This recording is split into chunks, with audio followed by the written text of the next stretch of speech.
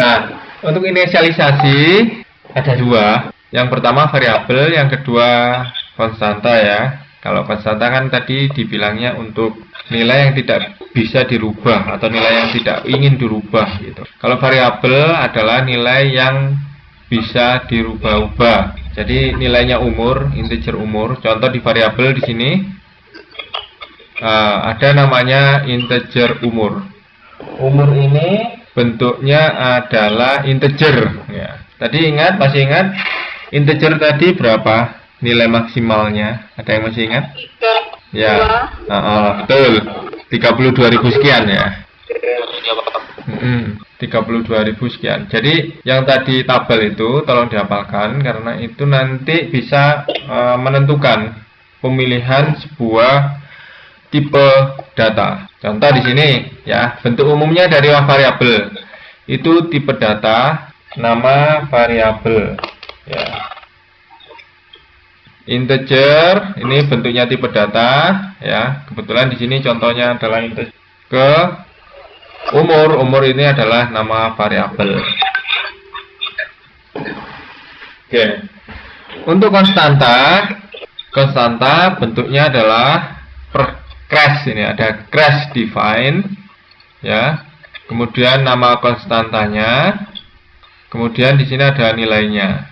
Di sini crash define P 3,14. P 3,14. Ini cara yang pertama untuk penentuan konstanta. Ya. Cara yang kedua yaitu diberi cons. Ya, cara yang kedua diberi cons. Jadi cons. Nah, kebetulan dia ini namanya tipe datanya adalah float. Float P 3,14. Itu. Ya, ada dua bentuk untuk konstanta. Yang pertama menggunakan crash define. Yang kedua menggunakan cons. Ya, float P cons ya, di sini cons ini tetap. Kemudian tipe data. Kemudian nama konstanta dan kemudian terakhir adalah nilainya. Nah, bentuk tipe data cons nilai ini sama dengan delegasi atau pembuatan sebuah variabel. Bedanya dia tambahnya adalah cons saja. CONST. Oke. Ini bentuk-bentuk error ya. Bentuk-bentuk error dari fungsi main ya. Error yang pertama adalah karena crash define ya. Error yang kedua karena cons. Artinya apa? Artinya variabel, artinya nilai tadi diisikan oleh sesuatu atau dimodifikasi sehingga terjadi pesan kesalahan seperti. Jadi misalkan kalau sudah kita definisikan cons float P sama dengan 3,14, kemudian di program yang bawah kita definisikan lagi P itu adalah 25, maka pesan kesalahannya adalah seperti ini. Cannot modify a cons object in function main. Jadi nanti kalau ada kalian compile sebuah variabel atau sebuah konstanta yang sudah didefinisikan cons, kemudian diberikan nilai, maka akan terjadi kesalahan seperti itu. Oke, bedanya kalau umpamanya yang pertama itu tidak usah diakhiri oleh titik koma ya, seperti crash include itu ya, crash define. Intinya yang menggunakan crash include, crash define dan crash lain-lainnya itu tidak usah diberi titik koma. Nah, di sini ada namanya preprocessor directive ini ya. Ada namanya header, file header. File header yang pertama kita sudah mengenal crash include stdio.h ya. Crash include stdio.h itu adalah file standar dari library-nya atau library standarnya. File header dari library standar. Artinya apa? Artinya semua program C kalau punya stdio.h ini isinya sama, printf, scanf itu dari stdio.h. Ya, yang kedua itu ada tanda petik 2 itu ya. itu digunakan jika kita membuat sendiri. Yang pertama, ya, kita membuat sendiri. Tugas.h itu kita membuat sendiri. Maksudnya dalam arti kita ngoding sendiri gitu ya, atau ngopi, kemudian kita simpan di direktori yang sama. Ya, intinya di direktori yang sama, direktori kerja yang sama. Jadi file mainnya di direktori A, kemudian tugas.h-nya juga di direktori A. Kalau studio.h yang atas itu, yang diberi tanda kurang lebih besar itu, lebih kecil lebih besar, itu adalah file library standarnya, file header dari library standarnya. Jadi kalau kita ngompile, mesti harus ada studio.h.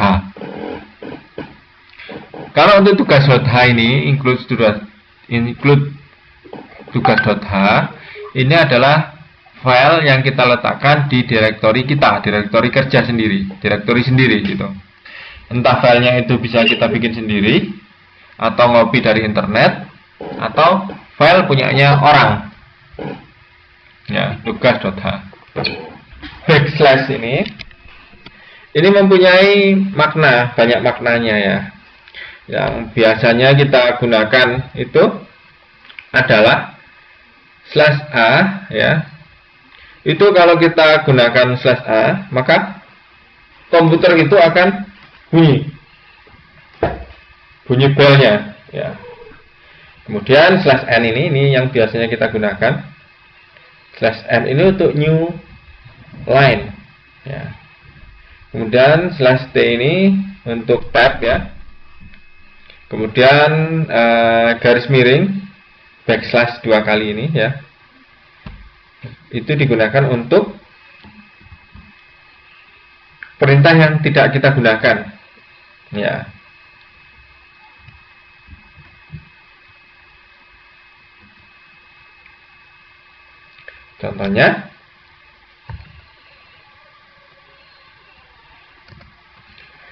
Contohnya kita lihat di sini di file sini ya.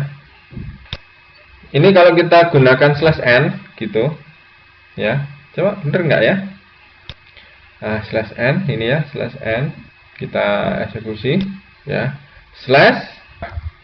Jadi /n ini perintahnya untuk new line. Jadi 34 ya, untuk new line.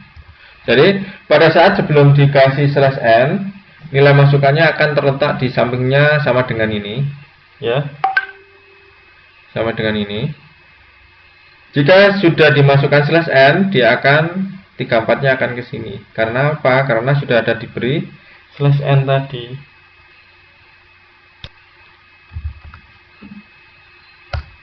Oke.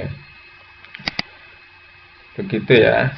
/n itu bisa diletakkan dimanapun. Jadi misalkan kalau kita letakkan di sini ya, untuk /n kita letakkan di sini. Nah, dia akan seperti ini. Masukkan ya.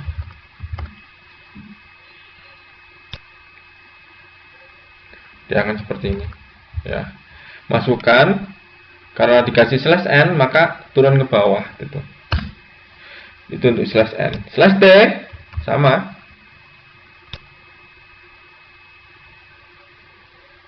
Nah, dia akan selisih satu tab ya.